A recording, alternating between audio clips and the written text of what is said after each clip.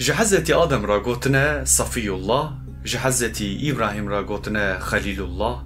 جه حضرت موسی را گوتنه کلیم الله، جه حضرت محمد را گوتنه حبیب الله. حضرت موسی وزانم که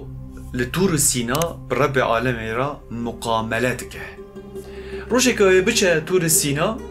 یکی فقیر و بلنگاز که تشتکی ویتنه پیشا حضرت موسی دگره جراد بجه یا موسی هک وقت تچی تور سینا تچی زارزاره تب رب عالم را بکی تپرا با خبر دی تپرا با آخفی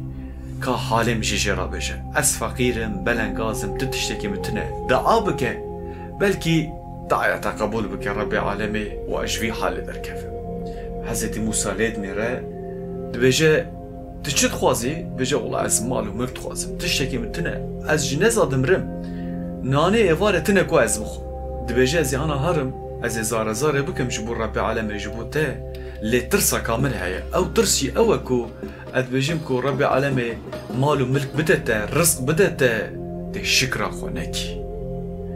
نهاد بجه یا موسی از چوا شکر خونک دبیجه تمام بس که تشکی تشتغل بجم لفلان دوره قرالک هیا او قرال دمك وصل دو درجة نخوشينك دكتي لينجي وي قرالي بردشه قرال لينجكي بيكي خود قره هكا تبيه خو بدي او قرال حزار دفيان حزار هيشتران بدت حضرت موسى جت تشد بيجي دبيجي يا موسى از چوا لينجي خو چوا بيه خو از بدمي بخود نه حزار دفه نه حزار هشتر بمليون ابدا مجي از نادمه حضرت موسى دبيجي دديت لينجكي تا حزار دفه لنگی دنی حزار داره دسته ته، جابه ته، زمانه ته، هشه ته، هبونه ته بجت دولمندی، تزنگینی، مال و ملک ته، رزق ته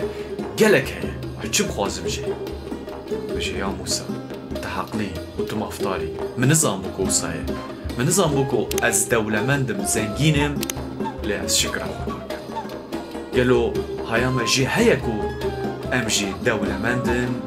و زنگینم